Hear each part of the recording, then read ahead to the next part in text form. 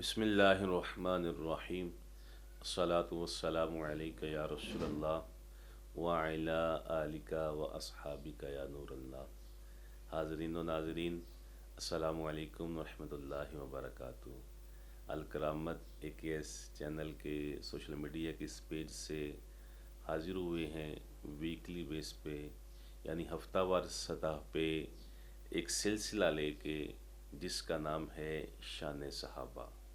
اس سلسلے میں اللہ کے پیارے محبوب صلی اللہ علیہ وآلہ وسلم کے پیارے صحابہ، امت کے رہنما، انبیاء کے بعد کائنات میں جو سب سے افضل ہستیاں ہیں، جو اللہ کے انعام یافتہ بندے ہیں، جن پہ اللہ نے انعام کیا اور جن کی زندگی ہمارے لیے صراط مستقیم ہے۔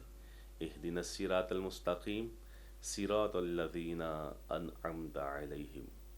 یہی اللہ کے انعام یافتہ بندے ہیں جن کی زندگیاں ہمارے لیے صراط مستقیم ہیں۔ ان کا ذکر خیر کریں گے ہم اپنے اس سلسلے میں، ان کی سیرت پاک بیان کریں گے ہم اپنے اس سلسلے میں۔ آج جس ہستی کا ہم ذکر کرنے لگے ہیں وہ بڑی ہی پیاری ہستی ہیں۔ حضور کے سارے ہی صحابہ بڑے پیارے ہیں، لیکن یہ وہ ہستی ہیں جو سب سے پیاری ہیں۔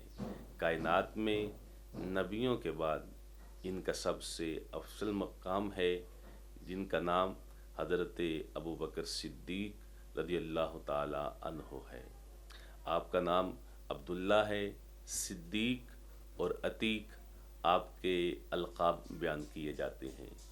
آپ عام الفیل کے تقریباً 2.5 سال بعد اس دنیا میں تشریف لائے اور سب سے پہلے تاجدار رسالت، شہنشاہ نبوت صلی اللہ علیہ وآلہ وسلم کی رسالت کی جو ہے وہ تصدیق فرمائی۔ سب سے پہلے حضور پہ ایمان لے کے آئے۔ اس بات پہ صحابہ کرام اور تابعین کی ایک کثیر جماعت کا اتفاق ہے کہ سب سے پہلے اسلام قبول کرنے والے حضرت ابوبکر صدیق ہیں۔ بعض نے روایت کیا کہ سب سے پہلے حضرت علی المرتضیٰ شیر خدا کرم اللہ تعالی وجہ الکریم نے اسلام قبول کیا، اور بعض نے کہا کہ نہیں، سب سے پہلے حضرت خدیجہ رضی اللہ تعالی عنہا نے اسلام قبول کیا۔ اس کے اندر تطبیق ہمارے امام الائمہ سراج الامہ امام اعظم ابو حنیفہ رحمۃ اللہ تعالی علیہ یوں فرماتے ہیں کہ بالغ مردوں کے اندر سب سے پہلے اسلام قبول کرنے والے حضرت ابوبکر صدیق ہیں، جو وہ نوعمر جوانوں کے اندر، بچوں کے اندر اسلام قبول کرنے والے سب سے پہلے حضرت علی ہیں، اور عورتوں کے اندر سب سے پہلے اسلام قبول کرنے والی حضرت خدیجہ رضی اللہ تعالی عنہا ہیں۔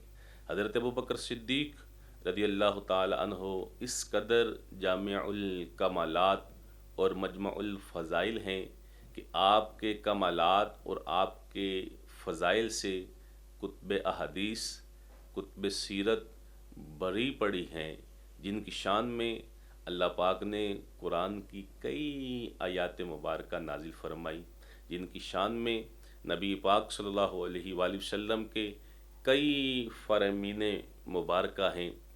ان کی شان کیا ہوگی؟ اللہ پاک نے قرآن پاک میں آپ کا صاحب ہونا، آپ کا صحابی ہونا بیان فرمایا ہے۔ ثانی اثنین اذ ہما فی الغار اذ یقول لصاحبہ لا تحزن ان اللہ معنا فانزل اللہ سکینتہ علیہ۔ اور جب دو میں سے دوسرے نے اپنے صاحب سے کہا کہ لا تحزن، غم نہ کر، ان اللہ معنا، اللہ ہمارے ساتھ ہے، اور اللہ نے ان پر اپنی طرف سے تسکین نازل کی۔ مفسرین کا اس بات پہ اتفاق ہے کہ یہاں صاحب سے مراد حضرت ابوبکر صدیق رضی اللہ تعالی عنہ کی ذات مبارکہ ہے۔ حضرت ابوبکر صدیق رضی اللہ تعالی عنہ وہ صحابی رسول ہیں کہ جن کا صحابی ہونا قرآن سے ثابت ہے، اور بھی اللہ پاک نے قرآن پاک میں حضرت ابوبکر صدیق کی کئی شانیں بیان فرمائی۔ وَسَيُجَنَّبُهَا الْأَتْقَى، کہ اللہ نے سب سے بڑا متقی قرآن پاک میں حضرت ابو بکر صدیق کو کہا، ان اکرمکم عند اللہ اتقاکم۔ اللہ کہتا ہے کہ اللہ کی بارگاہ میں سب سے زیادہ عزت والا، مرتبے والا وہی ہے جو زیادہ تقوی والا ہے۔ جتنا زیادہ تقوی والا ہوگا اتنا زیادہ اللہ کی بارگاہ میں عزت والا ہوگا۔ اور حضرت ابو بکر صدیق کے بارے میں اللہ پاک قرآن پاک میں ارشاد فرما رہا ہے کہ یہ سب سے بڑے متقی ہیں۔ اگر سب سے بڑے متقی ہیں انبیاء کے بعد، تو مقام بھی ان کا نبیوں کے بعد سب سے بڑا ہوگا۔ اور مفسر قرآن حضرت امام فخر الدین رازی رحمۃ اللہ تعالی علیہ تفسیر کبیر کے اندر فرماتے ہیں کہ سورہ واللیل جو ہے یہ حضرت ابو بکر کی سورہ مبارکہ ہے، اور سورہ والضحیٰ یہ حضرت جو ہے محمد مصطفیٰ صلی اللہ علیہ وآلہ وسلم ہمارے پیارے آقا آپ کی سورہ مبارکہ ہے۔ کیونکہ سورہ والضحیٰ کے اندر اللہ پاک نے حضور کی شان بیان فرمائی۔ ویسے تو پورے قرآن میں اللہ نے حضور کی شان بیان فرمائی، لیکن سورہ والضحیٰ میں بطور خاص اللہ نے حضور کا مقام بیان فرمایا، اور سورہ واللیل کے اندر اللہ پاک نے حضرت ابو بکر کی شان بیان فرمائی اور آپ کو سب سے بڑا متقی کہا، سب سے بڑے تقوی والا کہا۔ اللہ تبارک و تعالی ہمیں قرآن پڑھنے کی توفیق عطا فرمائی، اور قرآن پڑھ کے صحابہ کی شان سمجھنے کی توفیق عطا فرمائی۔ اللہ نے قرآن پاک میں حضرت ابو بکر کو فضیلت والا ارشاد فرمایا، قرآن پاک میں حضرت ابو بکر کو تصدیق کرنے والا فرمایا، قرآن پاک میں آپ کو متوکل یعنی اللہ پاک پہ بھروسہ رکھنے والا فرمایا گیا، آپ کو قرآن کے اندر خائف کبریا یعنی اللہ کا بہت خوف رکھنے والا فرمایا گیا، آپ کو قرآن کریم میں صالح المؤمنین یعنی نیک ایمان والا فرمایا گیا، آپ کو ثابت قدم رہنے والا فرمایا گیا۔ قرآن میں آپ کو جو اللہ تبارک و تعالیٰ نے ثابت قدم رہنے والا جو بیان فرمایا، اور یہ سارے اوصاف جو ابھی آپ نے سنے یہ قرآن کریم میں اللہ پاک نے بیان فرمائے ہیں۔ آپ اللہ پاک سے محبت کرنے والے ہیں، اور اللہ پاک آپ سے محبت کرنے والا ہے۔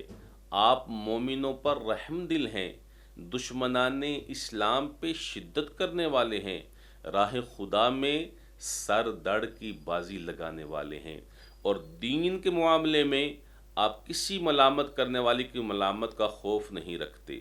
حضرت ابو بکر صدیق رضی اللہ تعالی عنہ وہ ہیں جن کے متعلق قرآن میں بیان فرمایا گیا کہ ان کا دل پرہیزگاری کے لیے پرکھ لیا گیا ہے، اور قرآن کریم نے ہمیں قیامت تک اور آنے والے مسلمانوں کو ان کے رستے پہ چلنے کا حکم دیا۔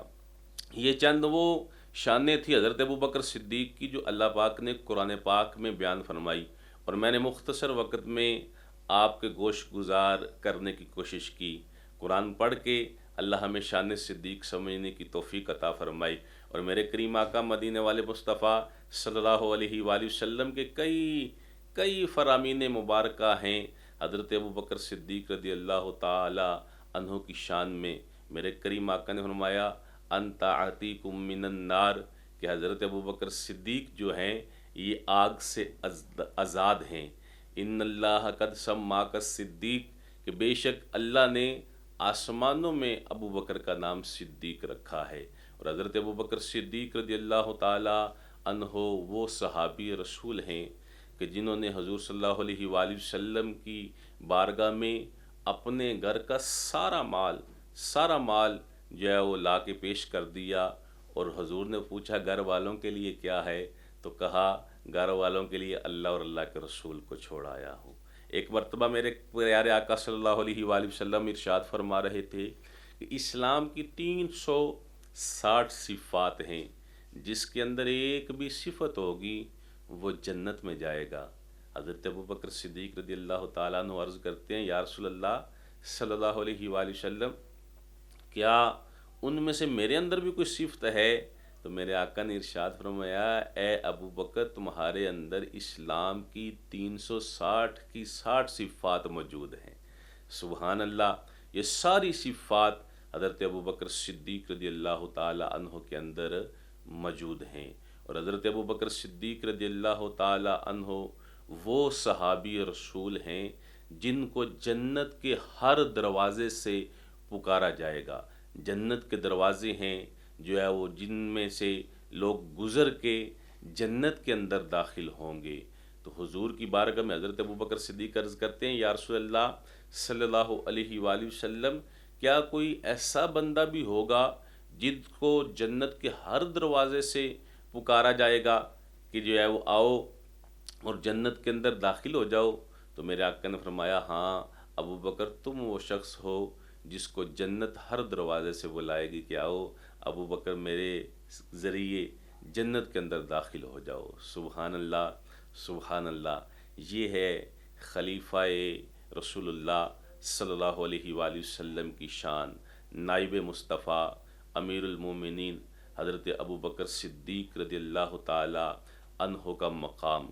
اور میرے امام اہل سنت امام احمد رضا خان علی رحمۃ الرحمٰ فرماتے ہیں کہ اولیاء کرام فرماتے ہیں کہ پوری کائنات میں نبی پاک صلی اللہ علیہ وآلہ وسلم جیسا پیر کوئی نہیں، اور حضرت ابوبکر صدیق رضی اللہ تعالی عنہ جیسا مرید کوئی نہیں، جن کے دل کی یہی تمنا تھی، جن کے دل کی یہی آرزو تھی، النظر الیک وانفاق مال علیک والجلوس بین یدیک، کہ یا رسول اللہ صلی اللہ علیہ وآلہ وسلم، میری یہی تمنا ہے کہ میں آپ کو دیکھتا رہوں، میری یہی تمنا ہے کہ جو ہے میں آپ پہ اپنا مال خرچ کرتا رہوں، میری یہی تمنا ہے کہ میں آپ کی بارگاہ میں حاضر رہوں، آپ کے پاس بیٹھا رہوں۔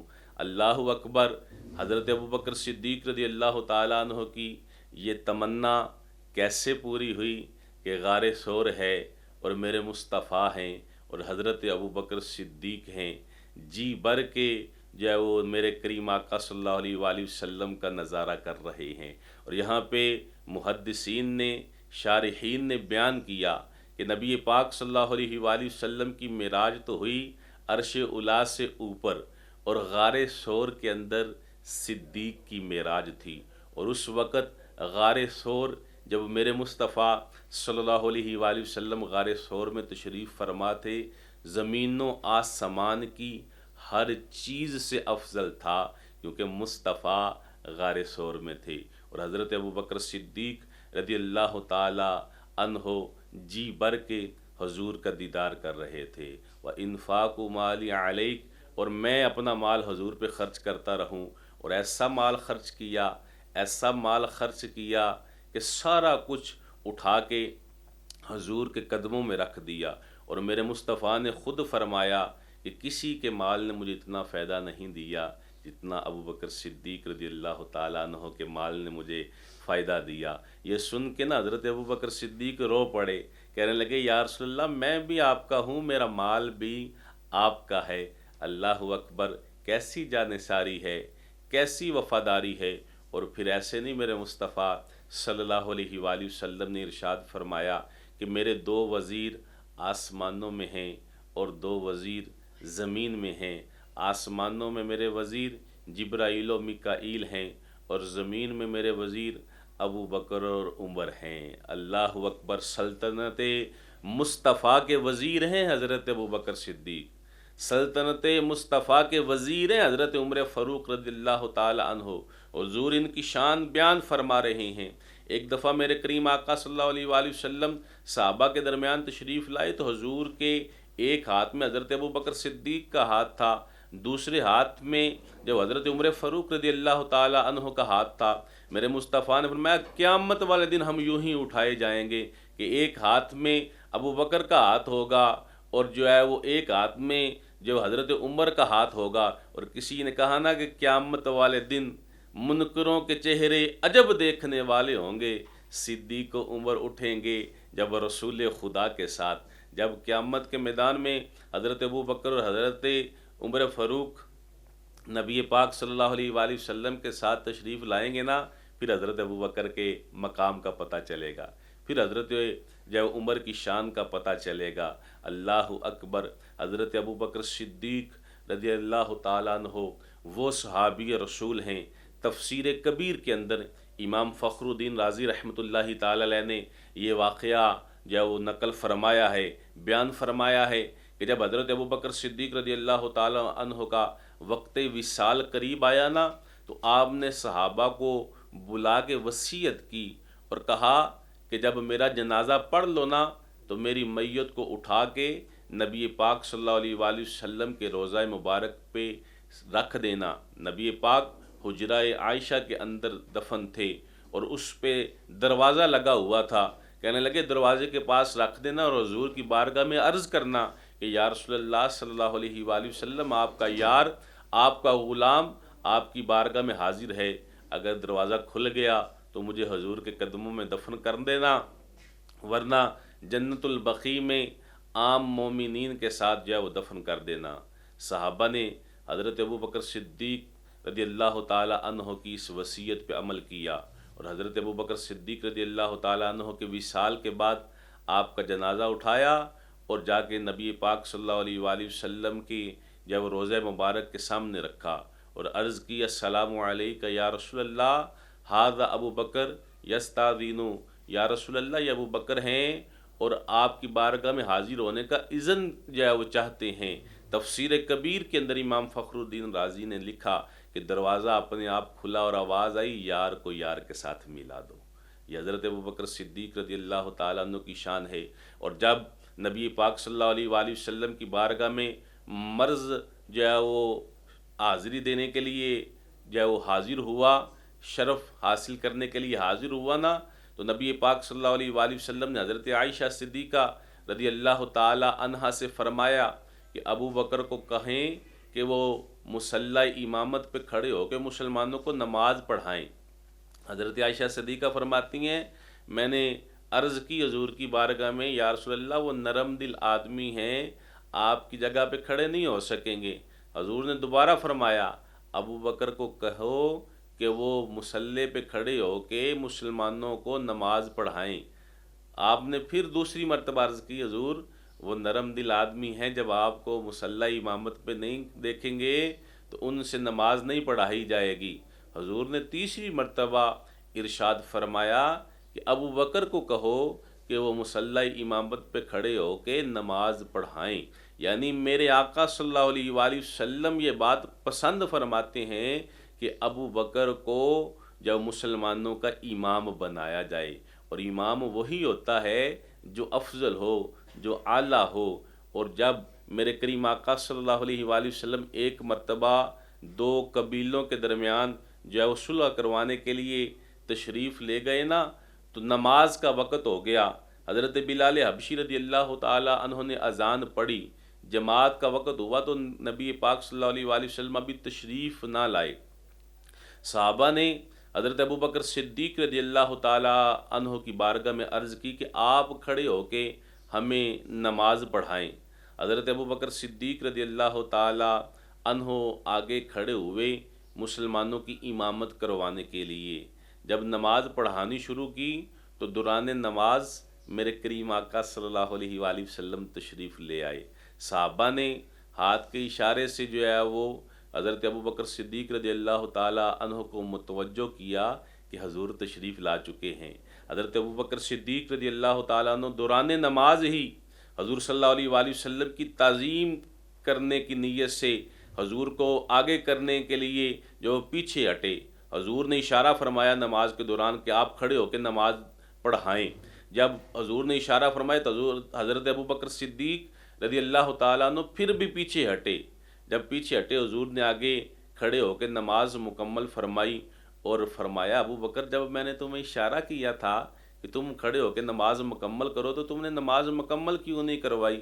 عرض کی یا رسول اللہ صلی اللہ علیہ وآلہ وسلم، ابو قحافہ کے بیٹے کی یہ شان نہیں ہے کہ وہ اللہ کے رسول صلی اللہ علیہ وآلہ وسلم کے آگے کھڑا ہو کے لوگوں کو نماز پڑھائے۔